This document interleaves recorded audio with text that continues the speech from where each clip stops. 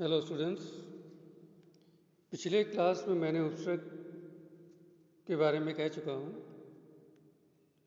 आज मैं आपको प्रत्यय के बारे में समझाऊंगा। उपसर्ग जो कि पहले आता है और प्रत्यय बाद में। प्रत्यय जानने से पहले जो परिभाषा है उसको देखो। जो शब्दांश शब्दों के अंत में जुड़कर अर्थ में परिवर्तन लाए प्रत्यय कहलाते हैं।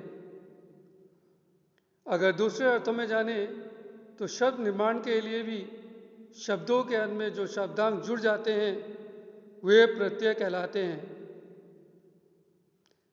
प्रत्यय दो शब्दों से मिलकर बना होता है, प्रति प्लस आय। प्रति का अर्थ होता है साथ में और आय का अर्थ होता है चलने वाला, यानी साथ में चलने वाला। अतः प्रत्यय का अर्थ होता है साथ में पर बाद में चलने वाला।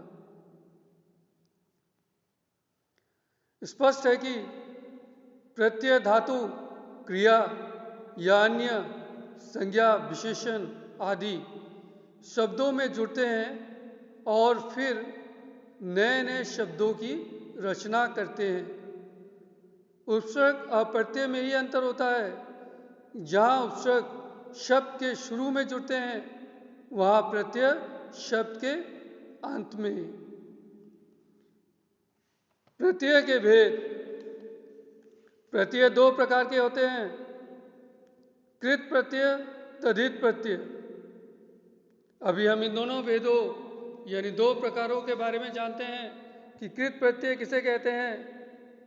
कृत प्रत्यय धातु में जुड़ने वाले प्रत्ययों को कृत प्रत्यय कहते हैं और इनसे शब्द को कृदंत, जैसे लड़ प्लस आका, जो कि आका कृत प्रत्यय है। जब हम जोड़ देंगे तो हो गए लड़ाका, जो कि कृदंत हुआ। चाट प्लस नी कृत प्रत्यय, चटनी कृदंत। स्पष्ट है कि कृत प्रत्ययों के जुड़ने से संज्ञा या विशेषण शब्दों की रचना होती है। अगर हम इन्हें सरलता से समझने की कोशिश करें तो हम इन्हें चार भागों में बांटा जा सकता है। पहला आपका है कृतिवाचक, कर्मवाचक, करणवाचक, भाववाचक। इन चार भागों में सरलता से समझने के लिए बांटा गया है। चलो हम पहले भाग को देखते हैं। कृतवाचक कृत प्रत्यय किसे कहते हैं? जिन प्रत्ययों के जुड़ने से बनने वाले शब्द क्रिया के करने वाले कर्ता का बोध कराते हैं उन्हें कृतवाचक कृत प्रत्यय कहते हैं। कौन सा है? ये है अंकु, अ, अक, अक्कड़, आओ, आक,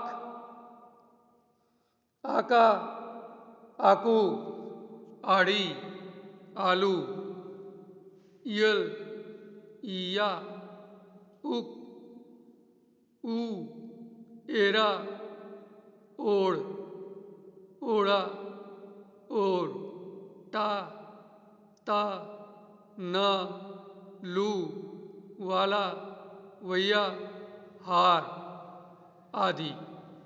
जैसे कुछ का उन्होंने दिया हुआ है। धातु, प्रत्यय, शब्द, कृदंत और क्रिया का कर्ता। पहला धातु है उड़। इसका प्रत्यय है अंकु यानी उड़ंकु, जो उड़ता है। भूल, अक्कड़, भुलक्कड़, जो भूलता है।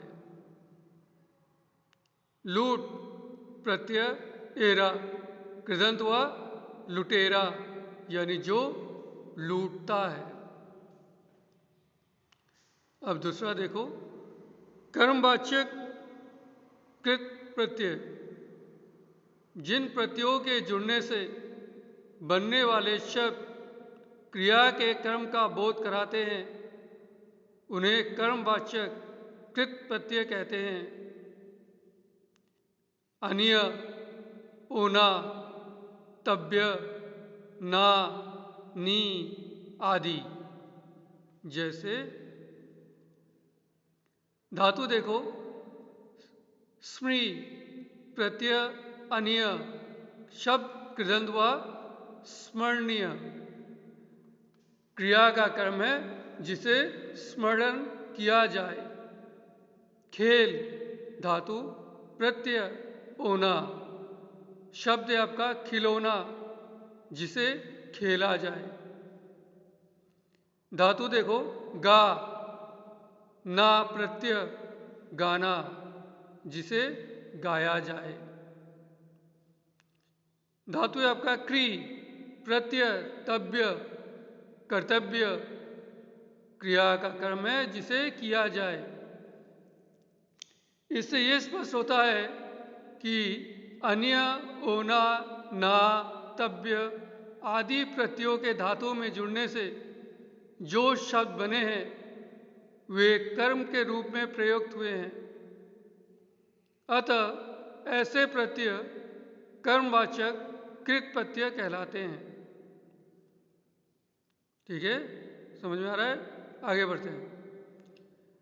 तीसरा देखो, करणवाचक कृत प्रत्यय। जिन प्रत्ययों के जुड़ने से बनने वाले शब्द क्रिया के साधन करण का बोध कराते हैं उन्हें करणवाचक कृत प्रत्यय कहते हैं। प्रत्यय को देखो, अन, आ, आनी, ओटी, इत्र, ई, उ, न, ना, नी आदि। उदाहरण देखो, जैसे चर धातु प्रत्यय अन यानी कि शब्द हुआ चरण। अब इसका क्रिया का साधन क्या पड़ता है? जिससे चला जाए। चरण मतलब जिससे चला जाए। कस धातु ओटी कसौटी जिससे कसा जाए। क्रिया का साधन है जिससे कसा जाए। रेत ई रेती यानी जिससे रेता जाए।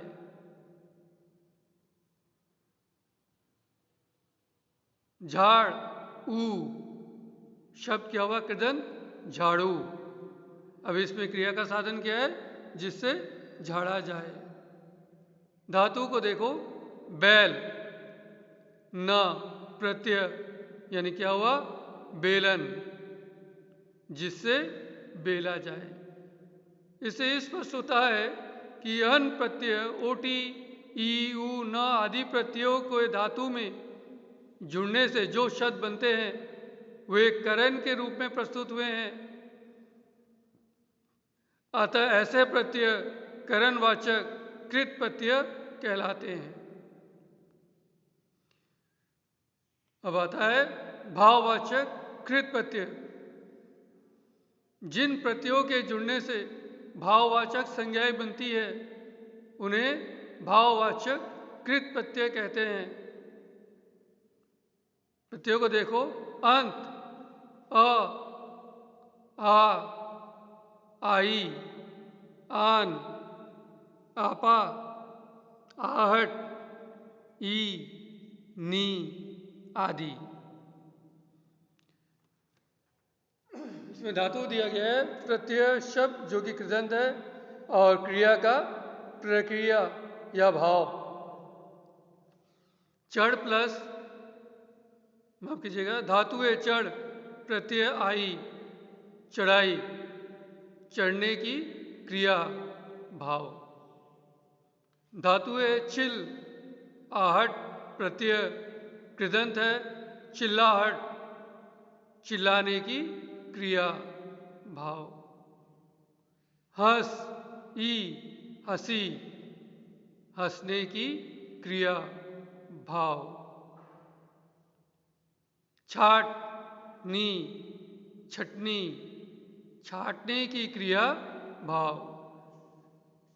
स्पष्ट होता है कि आई, आहट, ई, नी आदि प्रत्ययों के जुड़ने से जो शब्द बने हैं उनसे क्रिया की प्रक्रिया या भाव व्यक्त होते हैं। ये थे हमारे कृत प्रत्ययों के धातु, प्रत्यय, कृदंत और भाव, क्रम के भाव, क्रिया के भाव, ये सभी थे।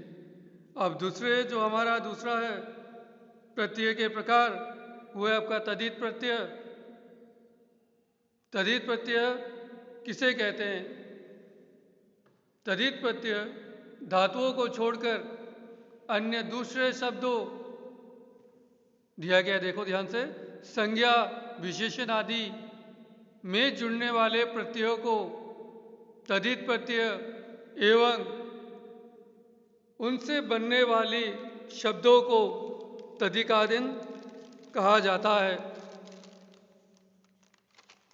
जैसे राष्ट्र जो कि संज्ञा है प्लस प्रत्यय दिया गया है, कौन सा प्रत्यय? तदित प्रत्यय। राष्ट्रीय जो कि विशेषण है और वो क्या है? तदितांत। अब देखो लघु जो कि विशेषण है प्लस अ तदित प्रत्यय लाघव, लघु विशेषण अ तदित प्रत्यय लाघव, संज्ञा है, तदितांत है। पीछे जो कि अव्यय है प्लस ला, तदित प्रत्यय लगा दिया तो क्या हुआ? पिछला, विशेषण है और वो भी तदितांत है। तदित प्रत्यय संज्ञा, विशेषण आदि शब्दों में लगते हैं और प्राय संज्ञा या विशेषण बनाते हैं।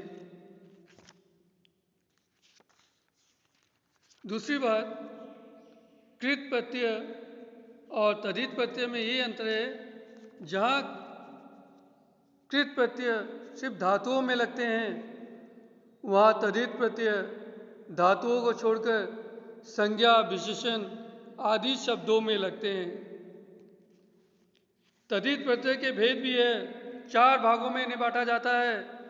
संज्ञा से संज्ञा बनाने वाले तदित प्रत्यय, विशेषण से संज्ञा बनाने वाले तदित प्रत्यय, संज्ञा से विशेषण बनाने वाले तदित प्रत्यय, क्रिया विशेषण से विशेषण बनाने वाले तदित प्रत्यय है, जो कि 4 प्रकार के होते हैं।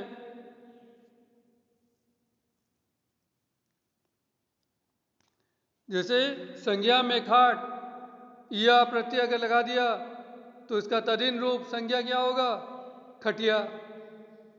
दुख प्रत्यय ड़ा लगा दिया तो कौन सा होगा? तदिन रूप क्या होगा इसका? दुखड़ा।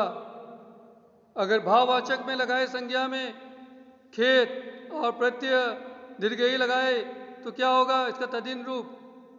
खेती। मानव संज्ञा के साथ अगर ता प्रत्यय लगाए तो कौन सा होगा? मानवता। ठीक है, आज के लिए इतना ही। धन्यवाद।